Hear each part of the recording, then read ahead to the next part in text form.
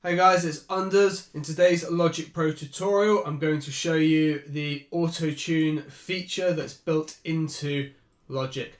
Let's get into that. Say my name out loud. Hello guys, here we are in Logic. If these videos are being helpful for you, please throw a like on the video, subscribe to the channel.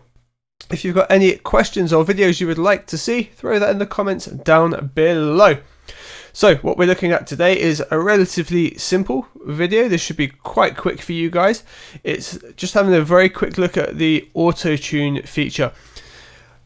Auto-Tune is just the name given to what is now pitch correction. Auto-Tune is a brand of a type of plugin for a really well-known pitch correction plugin. So the name Auto-Tune has just rolled on. So you'll find most DAWs have some kind of pitch correction in them already. They'll have the sort of plugin we're going to look at today. And we can get that Auto-Tune effect, which is sometimes really useful and something we want to go for. On this particular track, the little hook that I've got here, say my name out loud. Talking to me through him. I've got that effect by auto-tuning it quite extreme. So we're going to have a little look at it here. We're going to grab this chunk here, and it is just a vocal sample here, and you'll notice it's got pitch correction on it. So to get this, we click on here and we can go into pitch, and it comes under pitch correction inside Logic. Ignore all of the others apart from the pitch shifter, they're all third party. So it looks like this. Now, if you have used Auto-Tune or you've seen Auto-Tune, this is kind of similar but on a much smaller compacted scale, and we can get this to be quite extreme in the same sort of ways. I'm just going to go over real quickly the parameters we require. If I turn this plugin off, you can hear a huge difference to this vocal, I hope. Say my name out loud. Talking to me through him. Yeah, massive difference, right? Because originally it's not in this key at all. It's in A originally, and I've put this into G major pentatonic, which gives me this. Say my name out loud. So it sits right with the track. If we don't have this working, say my name out loud. It sounds completely off, okay? Now, what we need to do when we take this plugin, in fact, you know what, let's set this up from scratch. Let's put a fresh one in. Dun dun dun dun. Let's grab a new one of you. Cool. So on the right, we'll have the one that I've got set, and that's disabled. And on the left, we've got the one we're going to set up. Now, initially, if we choose a root, we can't choose a root. We have to choose our scale first. So we're sort of working right to left here. So if we go scale, we're going to go major pentatonic because this track is written in G major, and that's going to be selecting the keys we need. So as you see, I've selected major there, and it's selected the C major pentatonic groups, excluding the F and B there. And what we are going to do, we are going to drag this down, and we are going to go on G. And we now see that it's got those same notes there. Now, we've also got this range on the left-hand side here with normal and low. Now, most of the time when we're working with a vocal, normal is going to be absolutely fine. If you're working with someone who's got a very baritone voice, you're going to want to select low, and it will shift them a little bit better. It makes a difference in the terms of performance and the way it grabs the audio. But for the most part, normal is going to suit you fine. If something doesn't sound right, test it out.